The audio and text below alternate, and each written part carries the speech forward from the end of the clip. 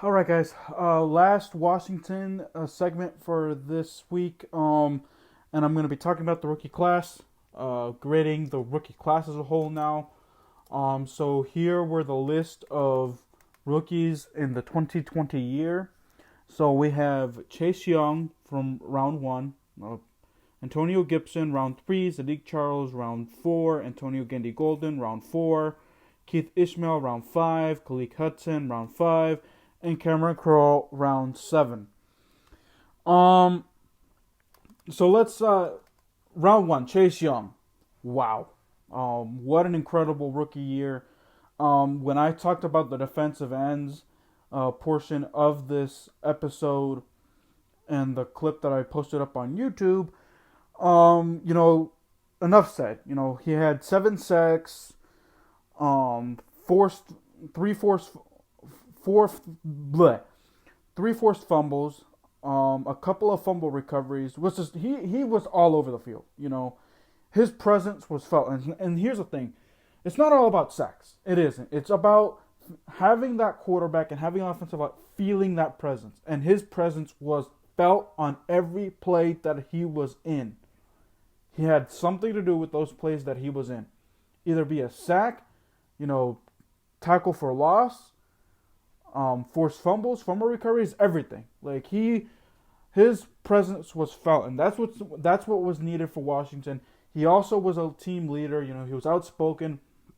The only knock on him was the immaturity at the end of the season when he called out Tom Brady, and then Tom Brady made him pay for that.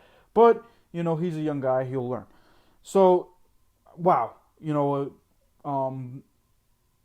we knew what we were going to get in Chase Young, and he did not disappoint at all this year.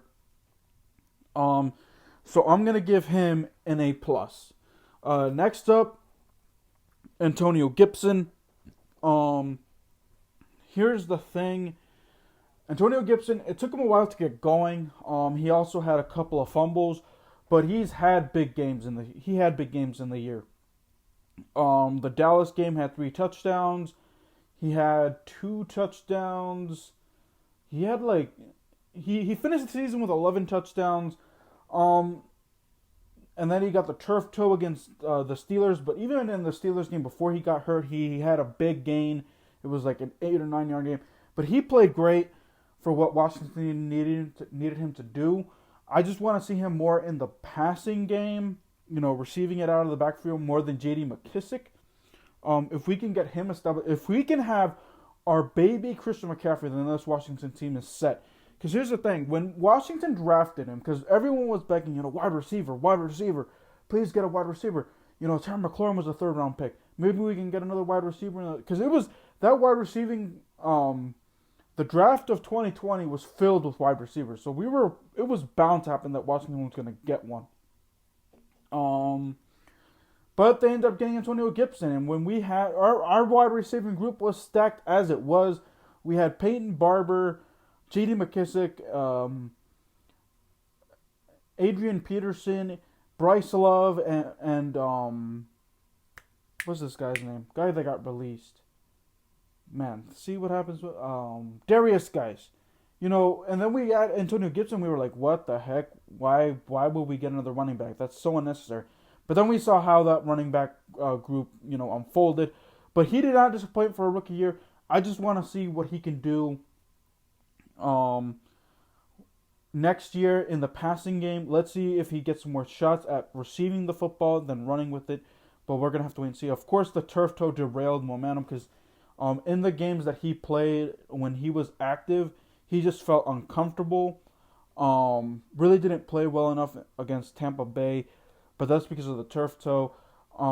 Scott Turner also kind of messed up with him as well with his play calling, but you know, you live and you learn. So that is my take on Antonio Gibson. These next few guys are gonna not take too long. Sadiq Charles, really not much to say about him. I just want to see more of him. He really didn't get a chance to play because he was on IR. He got injured a lot. He got injured in the Giants game on the first play of the game. Had a knee injury, but he did block. You know, he was supposed to be Trent Williams' replacement at left tackle, but they moved him at left guard. but he got hurt. But he blocked for Joe Burrow when they were at Ohio State, so I want to see more of him. Maybe he could be the left tackle or left guard of the future, even though the offensive line was okay this year. But maybe he can take maybe Wes Schweitzer or Cornelius Lucas' spot if he's healthy. Just got to see more of him. Antonio Gandy Golden, another guy, fourth round pick. Really not enough to say about him either. He was injured, only played in a few games. I think what he needs is a preseason to see what he's all about. I don't see him being Washington's number 2 wide receiver next year. I don't. I see him more being a number 3 or number 4 guy because Calvin Harmon is coming back, and Washington needs to go after a more established number 2 guy. I do think Antonio Gandy Golden though will rise up the ranks and go up the pecking order, but we just need to see more of him. He needs to have a preseason because he did look. Because of injuries he didn't play much, but in the games that he did play, dropped passes, had a interesting pass play, a trick play that ended up going for 22 yards. But he's probably gonna, like I said, he's probably gonna be a part of next year's wide receiving core. He's probably gonna be the 4th or the 5th option for Washington. So that is what I have for Antonio Gandy Golden. Keith Ishmael, again, not enough.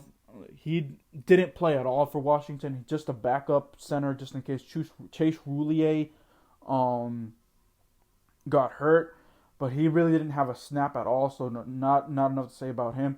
He's probably going to be a good backup for Washington if any of our offensive linemen get hurt, because he is versatile in that role. He can play at any position. But knock on wood, if anyone gets hurt, maybe he could step up there. Another guy, Khalid Hudson, he was more on special teams. Really didn't get much playing time either, but he is a linebacker. I want to see him more at the linebacker position, just like John Bostic, Kevin Pierre-Louis, and what's this guy's name? Cole Holcomb held down that fort, but he is another versatile guy. If we need him at a safety position, he can play that as well. So not enough to say about, not a lot to say about him either.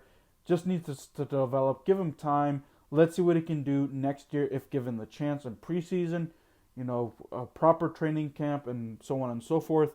And then finally, Kamren Kurl, the steal of the 7th round, played excellent. Incredible. He was, you noticed that he was a rookie at the beginning, but as time progressed, he showed that he was better than Landon Collins. He was a hard hitter with tackling. Coverage, was something that the safety struggled with this year, but he played okay in coverage. But wow, Washington, that was a steal. Played incredible this year. Had a few key plays. Had an interception in the Eagles game. In the last Eagles game, had other interceptions in a few games. Knocked passes. Just played outstanding. Like I said, the steal of the draft. So all around, the full draft, I give Ron Rivera, because this was his first draft as a head coach. Ron Rivera. I'm gonna give him a B. I'm gonna give him a B, just because, like I said, he picked a lot of guys who were developmental pieces. Maybe this draft, who knows, he can get more established guys in the draft, just because Washington needs more established guys. This place isn't really to develop them.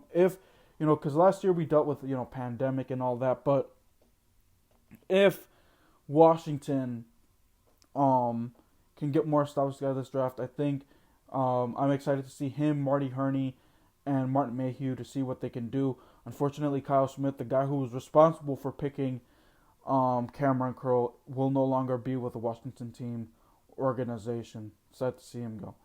Anyways, let me know what you guys thought about last year's draft class. What you guys would give Ron Rivera for his first draft. He'll only get better. We'll have to wait and see what happens this year. But alrighty, guys, that will do it for Washington content this week. Next week I'll pick it up with free agency and what positions we need to fill the gaps that we struggled with this year, and of course, draft information. So look forward to that next week. Real Madrid topics are coming up next with the Real Madrid preview matchup with Levante tomorrow at 10:15 a.m. That is next.